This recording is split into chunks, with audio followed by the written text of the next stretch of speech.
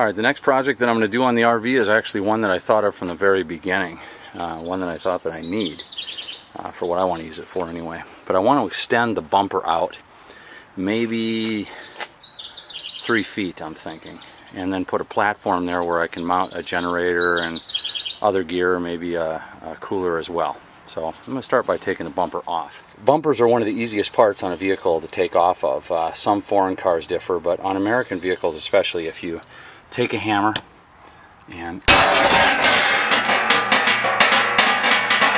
just tap them right in the middle, they'll usually fall right off. Hitches are just as easy. If you pull forward, pull this way from the chain hoop, they usually come right off. Just like that.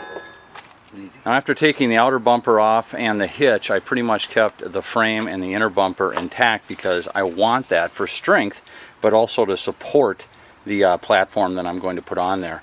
I picked up some 2 by 5 inch channel steel from the steel yard, and using my daughter's file, fingernail file, I was able to carve out the form that I need to match it up to the bumper.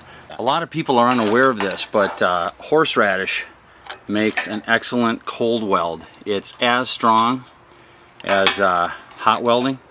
You just got to let it set up, and if you put it in there, you won't even be able to tell the difference. It will look exactly like a hot weld when it's cured and set up.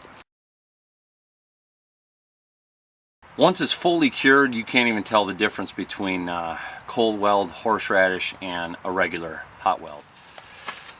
I actually doubled up those pieces to give it extra strength, and then I horseradished the crap out of it, and then I put on a 4 inch by 4 inch piece of steel square tubing to replace the bumper. I bought a couple plastic end caps, and I'll use the new square steel bumper as storage space for the RV hoses.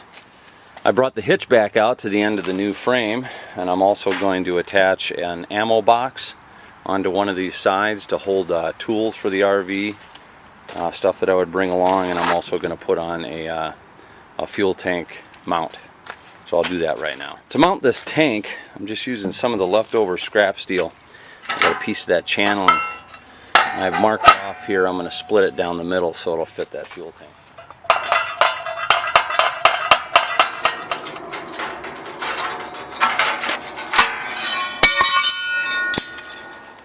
I cut 2 more pieces out and kind of made a little cradle for it here.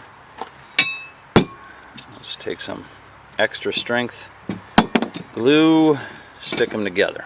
And I've got, you know, a nice seat for the fuel tank, but the water can still drain through.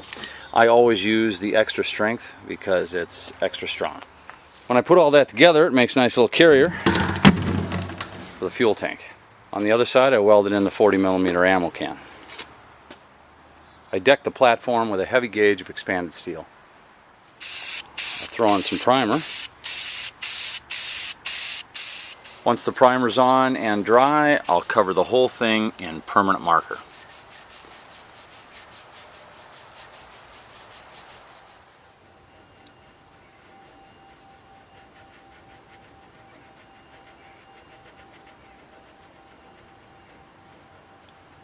There we go. It's a little bit of a pain getting inside all that steel grating, but that's where that fine tip really comes in handy. Pretty nice. That was an overhead shot of the finished platform on the back of the rig. Got the generator on the back. And yes, that is official search and rescue yellow on the top of that ammo can. There's a lot of things that you don't want inside the cab with you that you usually take camping. You know, like a grill, for instance, or charcoal or firewood. But definitely extra gas in the generator is nice to have on the outside of the rig.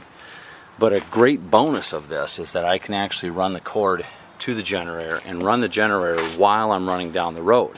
That gives me the ability to run the roof air if I want to or need be. There's plenty of extra room here to put other gear, so I can leave that trailer at home, and that'll really be nice to carry a deer home for hunting season. The overall weight addition is probably around 75 pounds. The original chrome bumper actually weighed more than this square tubing, and the expanded steel, you know, is just so light. I've really only added on these channels, so I really kept the weight down. So steadily I'm configuring and modifying and adding on, you know, to what I want for my needs, and in the meantime we're enjoying it as a family. This is going to be a great road tripping rig when I'm done, and it's going to be a great hunting, fishing rig as well.